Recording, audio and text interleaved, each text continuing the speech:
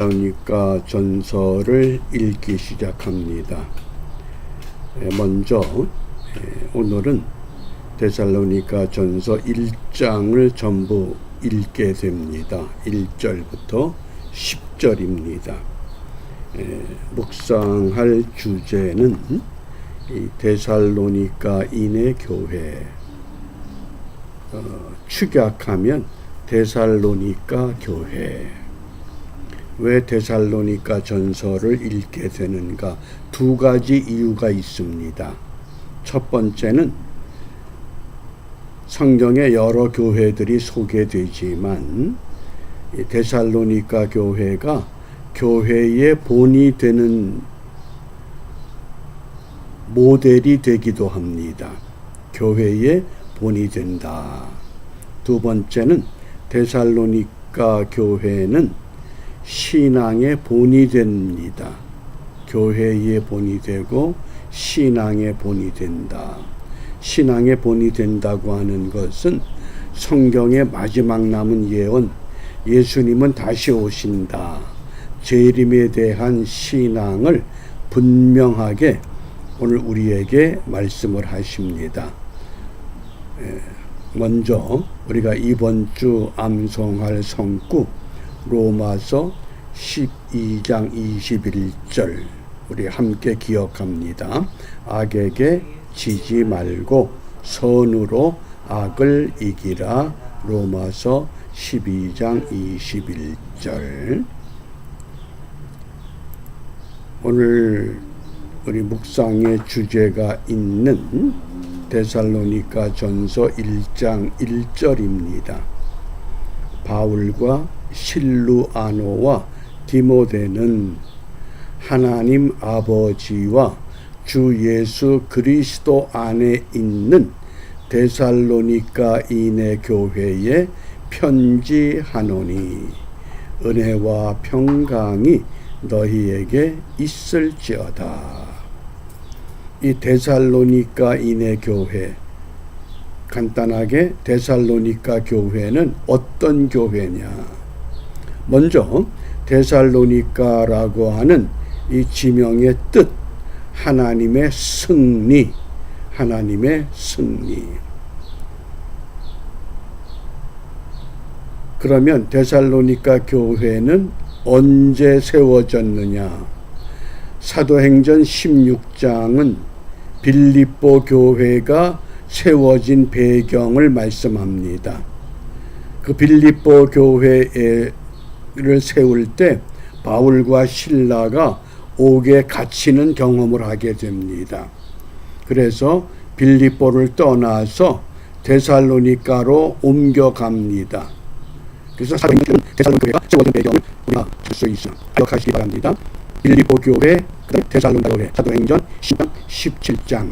그런데 데살로니가 교회의 진이 하나님 아버지와 주 예수 그리스도 안에 있는 교회다. 다시 한번 하나님 아버지와 주 예수 그리스도 안에 있는 교회다. 그러면 하나님 아버지라고 하는 것은 아버지가 산 안에 있는 교회, 사랑 안에 있는 교회, 또 주 예수 그리스도 안에 있는, 그래서 예수 그리스도는 뭡니까? 메시아, 구세주 은혜 안에 있는 교회. 사랑과 은혜가 조화를 이룬 데살로니가 하나님의 승리를 경험할 수 있는 교회라고 하는 것 기억해 주시기 바랍니다. 하나님 아버지의 사랑, 주 예수 그리스도, 메시아, 이 은혜가 조화를 이루어서 놀라운 승리를 경험하는 교회입니다. 그러면 이 데살로니가 교회의 배경이 된 사도행전 17장 1절부터 3절을 읽어봅니다. 그들이 암비볼리와 아볼로니아로 다녀가 데살로니가에 이르니. 지금 사도행전 16장에서 바울과 실라가 마게도냐 첫 성읍에 복음을 전했습니다. 빌립보 지역입니다. 그런데 그곳에서 억울하게 감옥에 갇히는 핍박을 받게 됩니다. 결국은 감옥이 옥문이 다 열리면서 놀라운 체험을 얻게 됐습니다. 그러자 그 감옥을 지키던 간수가 바울에게 우리가 어떻게 해야 구원을 얻겠습니까? 그때 유명한 말씀을 전하죠. 주 예수를 믿으라. 그러면 너와 내 집이 구원을 얻으리라. 그래서 핍박을 피해서 두 번째로 이동한 곳이 데살로니가입니다. 그러니까 첫 번째 교회가 빌립보 교회요, 두 번째 교회가 데살로니가 교회입니다. 그런데 데살로니가에 이르니 거기 무엇이 있다고 합니까? 유대인의 회당이 있다. 이 당시는 로마 정부가 세계를 제패하고 막강한 정치력을 펼치고 있던 때입니다. 그래서 로마의 정치가 가장 안정된 시기에 지금 바울이 데살로니가에 도착했습니다. 그런데 거기 유대인의 회당이 있다고 그럽니다. 그래서 이 시기는 로마가 정치적으로 안정된 시기지만은 더불어 유대인의 회당의 전성기가 되기도 합니다. 그러니까 바울이 가는 곳마다 유대인들이 있는 곳에는 유대인의 회당이 있습니다. 전 세계 어디를 가든지 한국 사람이 있는 곳에는 반드시 한인교회가 있습니다. 그러니까 유대인들이 있는 곳에 유대인의 회당이 있기 까닭에 바울이 자기의 관례대로 그들에게로 들어가서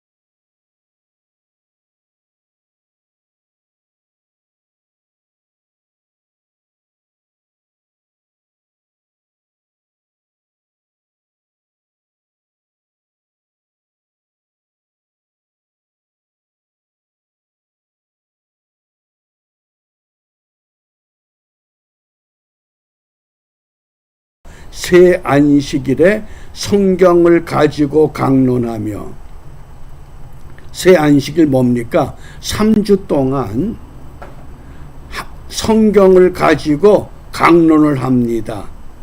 어떤 내용입니까? 뜻을 풀어 그리스도가 해를 받고 죽은 자 가운데서 다시 살아나야 할 것을 증언하고 이르되 내가 너희에게 전하는 이 예수가 곧 그리스도다.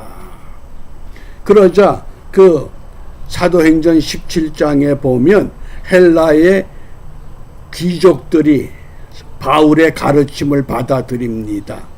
뜻 있는 사람들이 사도 바울의 가르침을 받고 예수 믿기로 작정을 합니다. 그런데 문제가 또 발생합니다. 어떤 유대인들은 이 사도 바울의 가르침이 못마땅합니다. 그래서 사도 바울을 핍박하게 됩니다. 복음이 전파되면서 동시에 핍박을 받는 그런 역사입니다. 복음도 전해지고 핍박을 받고, 핍박을 받으면 다른 지역으로 또 이동하면 그곳에 유대인의 회당이 있고 그곳에서 말씀을 전하면 또 복음이 전파되고, 그래서 이 복음이 전파되는 곳에 핍박이 따라옵니다. 그 핍박과 더불어서 계속 복음은 전파됩니다. 그러면 유대인들이 왜 바울의 가르침을 싫어했느냐? 너희들이 메시아를 죽였지 않느냐? 그게 바울의 유대인들에 대한 질책입니다. 너희가 죽인 예수가 3일 만에 다시 살아나셨다. 그가 바로 메시아다. 그러니 싫어할 수밖에 없습니다. 그러니까 이 데살로니가 교회는 어떤 교회냐? 사도 바울이 3주 동안 하나님의 말씀을 가르쳐서 믿음이 결속된 교회입니다. 3주 만에 하나님의 말씀을 듣고 놀라운 교회가 세워졌다고 하는 것. 그러면서 우리가 이 데살로니가 교회와 더불어서 바울의 가르침을 듣고 세웠던 고린도 교회와 한번 비교해 볼 여지가 있습니다. 똑같은 바울이 전했는데 데살로니가 교회와 고린도 교회의 차이점이 있습니다. 똑같은 복음인데, 똑같은 성경인데 어떤 지역에서는 데살로니가 교회로 성장 발전하고 어떤 지역에서는 고린도 교회 같은 모습이 나타나기도 합니다. 우리가 그 모습을 잠깐 살펴보면 데살로니가 전서 4장 9절입니다. 형제 사랑에 관하여는 너희에게 쓸 것이 없음은 너희가 친히 하나님의 가르치심을 받아 서로 사랑함이라. 이게 데살로니가 교회의 특징입니다. 사랑으로 하나 되는 교회입니다.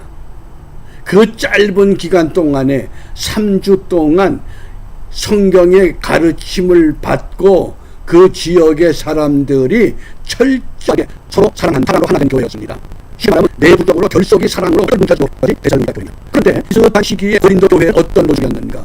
고린도전서 2장 12절입니다. 이는 다름이 아니라 너희가 각 이래 나는 바울에게, 나는 아볼로에게, 나는 자에게, 나는 그리스도에게 속한 자라. 무슨 말입니까?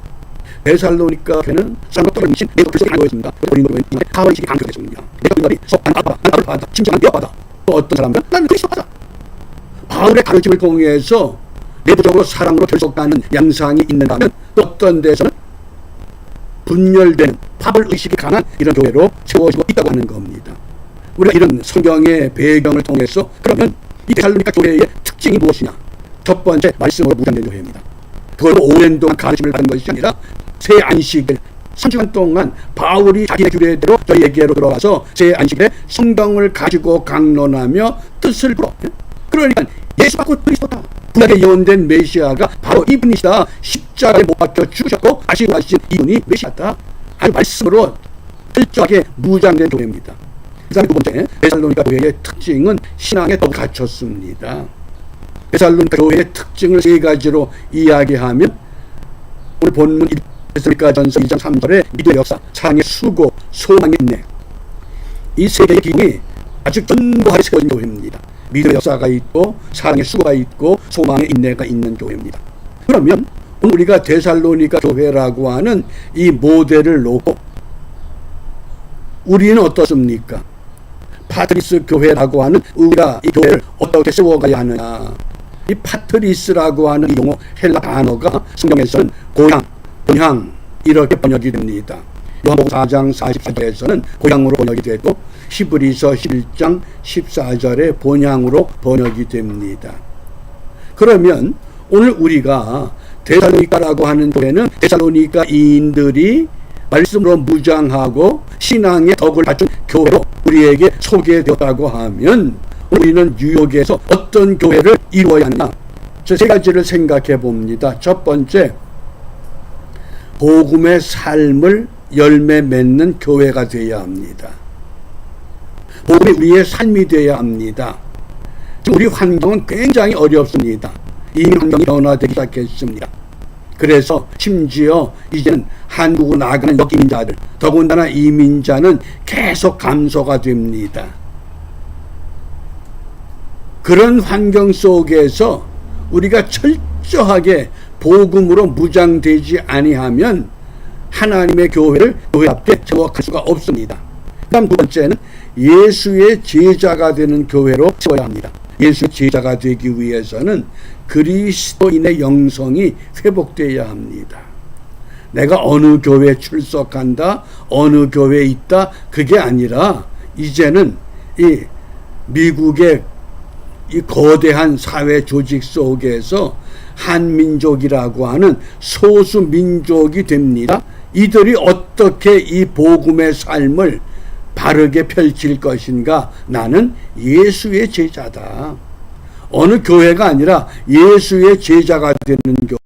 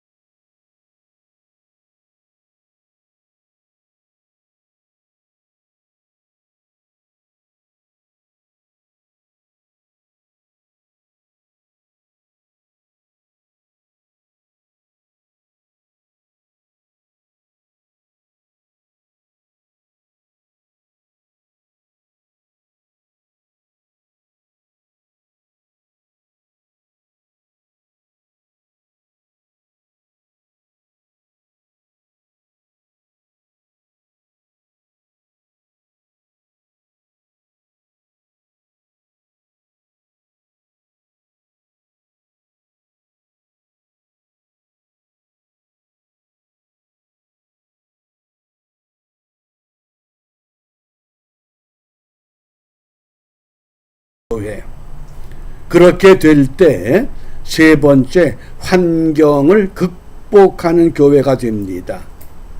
지금은 전 세계적으로 교회가 쇠퇴기가 됐습니다.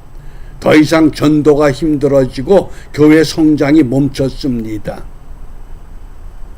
심지어 오픈도어 선교회의 보고에 의하면 한국의 경우 1년에 대략 2,000개, 3,000개 교회가 문을 닫는 실정이라 그럽니다. 미국도 마찬가지입니다. 한인 이민자들이 없기 때문에 이민교회는 문을 닫을 수밖에 없는 그런 상황입니다. 그런 현실에서 이 환경을 어떻게 극복해야 되느냐? 그것은 간단합니다. 예수의 제자로 사는 것, 복음의 삶을 열매 맺는 것, 이것밖에 없습니다. 그렇다고 하면 오늘 데살로니가인의 교회를 통해서 하나님은 우리에게 무엇을 말씀하시는가? 내가 파트리스 교회라고 하는 이 파트리스의 어원이 파테르입니다. 파테르는 아버지입니다. 하나님을 아버지라고 할 때 그 파테르에서 파트리스라는 단어가 파생이 된 겁니다. 그러므로 우리가 이 아침에 무엇을 기도해야 되느냐? 데살로니가전서 1장 6절에 또 너희는 많은 환난 가운데서 성령의 기쁨으로 도를 받아 우리와 주를 본받은 자가 되었으니, 주를 본받는 자 되라. 이게 우리가 이민교회의 성도들이 갖추어야 할 신앙의 목표입니다. 주를 본받는 자. 그러므로 이 아침에 우리가 무엇을 함께 기도하느냐? 예수님을 본받아 살아가게 하옵소서. 예수님을 본받는 삶. 어떻게? 믿음의 역사, 사랑의 수고, 소망의 인내. 이것이 우리에게 절실히 요구되는 시대입니다.